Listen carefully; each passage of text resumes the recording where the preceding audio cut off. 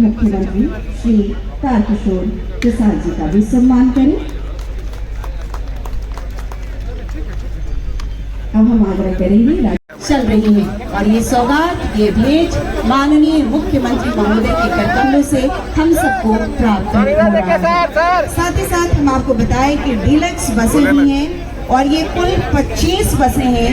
BS6 deluxe बसें messages Ashok Leyland limited से क्रय कर लिया गया है और इस बस में यात्रियों के लिए सीटिंग कैपेसिटी 41 सीट प्लस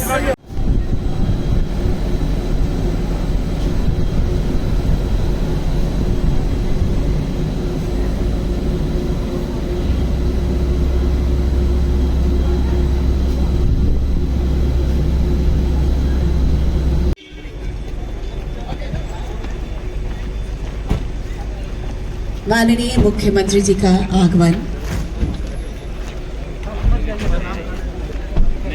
हो चुका है। हम चाहेंगे हम सब तालियों के साथ स्वागत करें माननीय मुख्यमंत्री बिहार श्री नीतीश कुमार जी का। बहुत बहुत स्वागत, बहुत बहुत अभिनंदन माननीय मुख्यमंत्री महोदय का। और आज शुरुआत हो रही है। बहुत बहुत आभार। अब हम आग्रह करेंगे प्रशासक बिहार राज्य पथ परिवहन निगम श्री श्याम किशोर जी से कि माननीय मंत्री परिवहन विभाग श्री स्वागत हरे कृष्ण से। हम आग्रह करेंगे सचिव परिवहन विभाग की आप स्वागत करें माननीय मुख्यमंत्री के प्रधान सचिव श्री संजय कुमार जी का। पुनः आप सभी का बहुत स्वागत, बहुत अभिनंदन। सभी इलेक्ट्रिक बसें पूरी तरह से प्रदूषण मुक्त है। सभी इलेक्ट्रिक बसें पूरी तरह से वातानुकूलित हैं। 7 बसों को आज माननीय मुख्यमंत्री जी रवाना करेंगे, हरी झंडी दिखा रहे हैं और एक बार जोरदार ताली हम सब अपने लिए बजाएं क्योंकि हम सब इको फ्रेंडली ट्रांसपोर्ट का ये नजारा देख रहे हैं और जो हम सब के लिए है इसके लाभ हम सब होने वाले हैं। सभी इलेक्ट्रिक बसें सामने से इधर C.C कैमरा युक्त है। 2 एवं कुशल लोगों की ड्राइविंग लाइसेंस जारी करने के उद्देश्य से फुलवारी शरीफ में बनाया गया है। जी हाँ, और साथ ही साथ शिलान्यास होगा। साथ ही साथ शिलान्यास निरीक्षण एवं प्रमाणन केंद्र बीटा का माननीय मुख्यमंत्री महोदय कर रहे हैं। आप सब देख रहे हैं। इस अवसर का स्वागत हम सब तालियों के माध्यम से करें। फेल कर गया सर।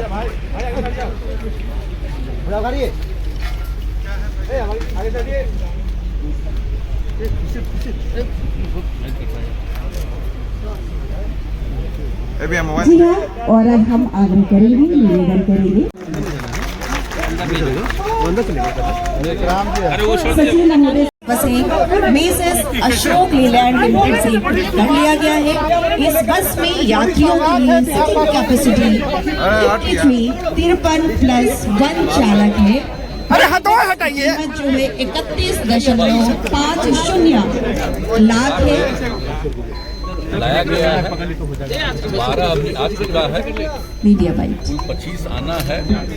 इस महीने में बाकी बसें भी आ जाएंगी और उसका परिचालन प्रारंभ हो गया है। आगे भी सबका परिचालन प्रारंभ होगा।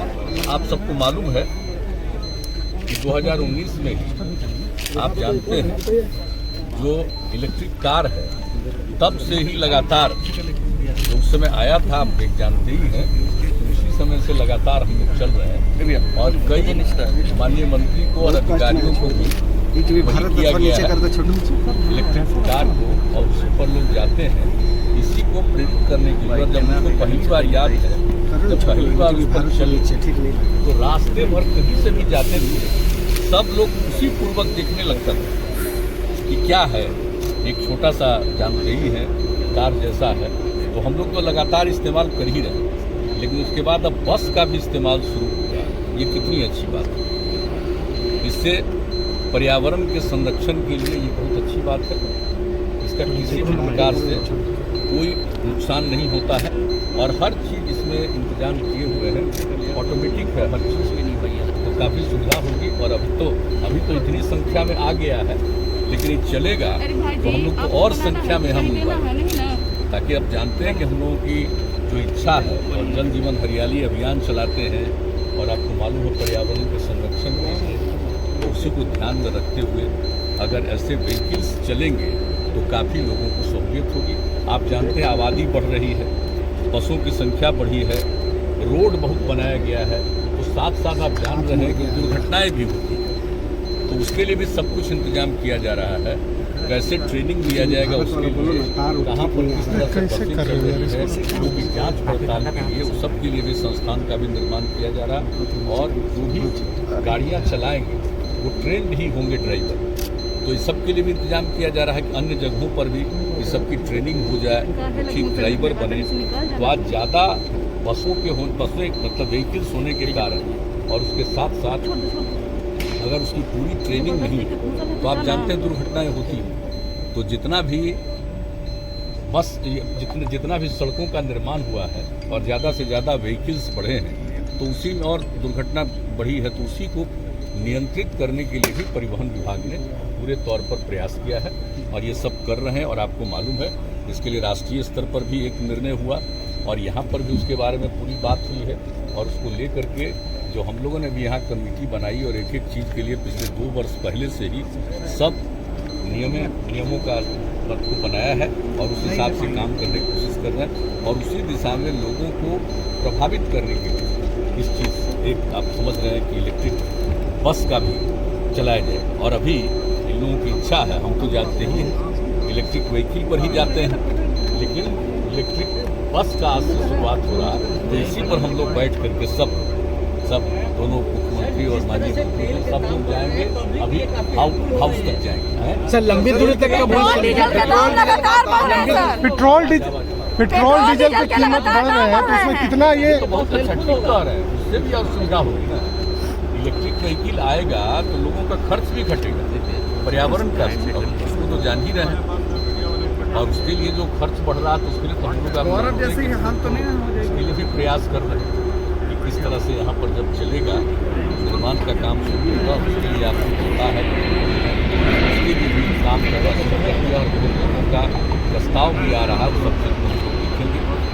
ये एक तरफ खाली चीनी का निर्माण, इसके अलावा निर्माण भी हो जाएगा जिससे कि पेट्रोल में ही 20% उसको डाला जाएगा। अलग बात है, लेकिन ये बात सही है। अगर इलेक्ट्रिक व्हीकल होगा तो इससे बहुत ज़्यादा सहूलियत होगी, इससे एक्सीडेंट भी कम होगा, सीएम का चेहरा पर्यावरण का संकट भी कम। सर वो लंबी दूरी तक का कब बस चलना शुरू होगा? नहीं, अभी तो लोग ले जा रहे हैं, अभी तो चलाएंगे, तो चला रहे हैं। और हम लोगों का चूँकि छोटा वाला व्हीकल है तो वो 100 किलोमीटर तक हम गए, लेकिन अभी उसका और ज़्यादा कर रहे हैं लोग और बेहतर करेंगे तो और लंबी दूरी तक जाने के लिए सबको तो लंबी दूरी तक जाने में आम लोगों को ऑफिस जाने के सर काफी दूर होती है। सर आम लोगों से बहुत से दूर होती है इलेक्ट्रिक गाड़ियाँ सर, काफी महंगी होती है, तो उसके लिए भी कुछ प्रयास किया जा रहा है। कुछ सब्सिडी का कुछ देखिए ना, सब तो हम लोग चाहते ही आप देख रहे हैं शुरुआत कर रहे हैं। अभी तो ऐसा कुछ नहीं है कि सब लोगों का तुरंत इतने ही से ख़त्म हो जाएगा, लेकिन एक शुरुआत तो हो रही है ना। सबसे बड़ी चीज़ है कि लोगों के लिए एक शुरुआत कर रहे हैं कि बेहतर स्थिति हो, देखें और इसको भीतर देखे हैं तो कितना ज़्यादा ऑटोमेटिकली एक एक चीज़ का परिचालन। और जो गाड़ी चलाने वाले हैं और गाड़ी को मेंटेन करने वाले हैं सब ट्रेंड। तो इस तरह से अगर ट्रेंड रहेंगे तो एक्सीडेंट की संभावना घटेगी। सर किराया कब कम होगा? ठीक है सर।